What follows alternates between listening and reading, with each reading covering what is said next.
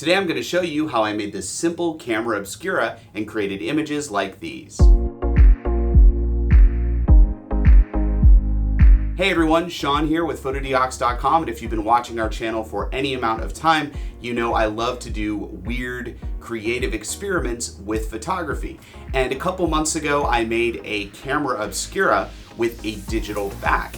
It was a big cardboard camera with a magnifying glass on the front, a ground glass on the back, and then you moved the magnifying glass backwards and forwards. It focused on the ground glass, and then I used a portable digital scanner to scan the back for this kind of weird black and white image. Well, after I did that project, I thought, wouldn't it be fun to make something a little smaller, a little more compact, that was also a camera obscura, and then instead of using a scanner for the back, actually just photographing the background glass for a color image. And so I created this weird, colorful monstrosity.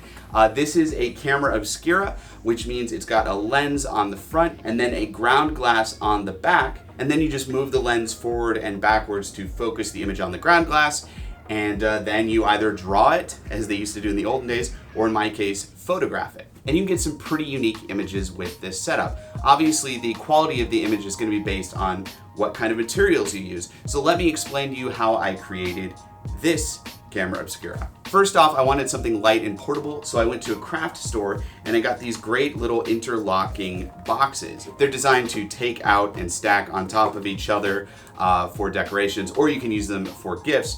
But what I did is I took the two largest ones and I slid one backwards into the other, and this would be my focusing mechanism.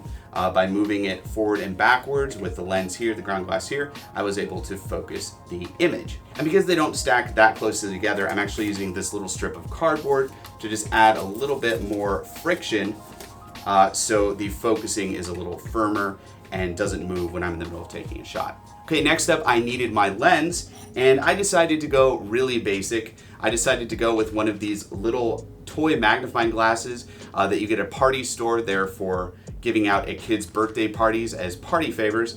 But this is an optical magnifying glass and it does work as a lens. I wanted something light and cheap. This did the trick. So I cut a hole in the front box that was just big enough to slide the magnifying glass in after I snapped off the handle. Then I just slid it in there and I taped it in place. Then in the back of the box, which makes up the back of the camera, I cut a large square hole. And now I have to put some sort of reflective material back there for the ground glass to collect the image coming from the magnifying glass. Now I could try to find some really nice frosted plastic material, but I wanted to keep this really cheap. So I used Shrinky Dink.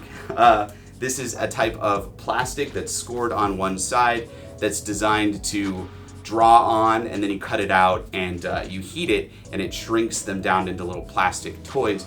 This is a toy that kids play with, but I realized looking at it that it actually has a really nice textured surface to use as a ground glass to collect an image on it. Now I intentionally chose to use this material knowing that it would add some weird scratchy texture to my final image, and I actually like it, so I went with this. If this isn't your cup of tea, you can definitely use something simpler with a little more of a uniform texture. So I taped this on the square hole I cut in the rear box. Then I took this third box, cut the back out, taped it to the back of the camera, and this acts as a screen to keep sun from reflecting off the ground glass. Now the thing I found pretty quickly with this setup is just using the Shrinky Dink material by itself as the ground glass meant that the light coming from the magnifying glass was pooling in the middle of the ground glass, that the main image was in the middle and it was getting dark around the edges. And this is just the case for all ground glasses that don't have some sort of Fresnel material to disperse the light more evenly. So that's what I did. I went online, I found a cheap Fresnel sheet, and I taped it behind the ground glass. And that gave me a much more dispersed image with a much more dispersed light. I do kind of like some of the images I captured without the Fresnel. They're a little more abstract, but the Fresnel really does help make the image sharper and brighter and just more even across the material. And then to photograph the image, I was using a Canon FD 24mm lens. It has a pretty reasonable close-up focus. I had it adapted to my Sony A7 body camera. And yeah, basically I was just sticking it in the screen back here, focusing on the ground glass, making sure my image was in focus by moving this back and forth. And I'm also using some black fabric to put over my head and the camera so I don't get any external light bleeding onto the ground glass's surface and ruining the shot. Then I just had to take the image in post, crop it square, zoom in a little bit, and voila, I had my final camera obscura imagery. I really like the images I was able to create with this little homemade camera obscura.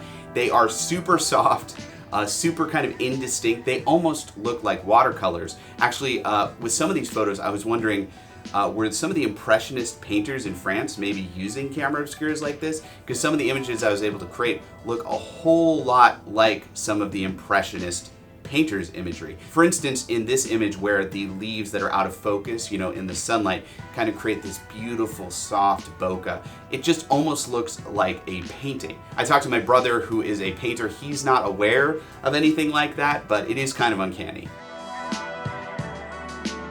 Now, like I say in all of our DIY creative photography videos, if these images are not working for you, this camera is not going to be for you. This is definitely a camera for someone who wants to create an image that looks impressionistic, that almost looks like a painting. If you're looking for something sharper, I would definitely recommend maybe getting into view cameras, actually shooting large format film photography. This type of a camera is more for someone who wants to do something fun and creative and create an image that's more evocative than actually like sharp and detailed. Now, if you have any questions about this build, if you need any tips or tricks, if I didn't explain something properly, comment below. I'd love to help you out. And there may even be some ways I can improve this build. So if you have any suggestions, comment below as well. Also, click the link in the description below to check out Fotodioxpro.com. Fotodiox is our company. We sell photo and video accessories. Pretty much anything you would need for your photography or video, we've got you covered at Fotodiox.com. So check out the link below. Also, click right here to subscribe to our YouTube channel to get more creative DIY photography videos like this one. I'm Sean with Fotodiox.com, and happy creative photography.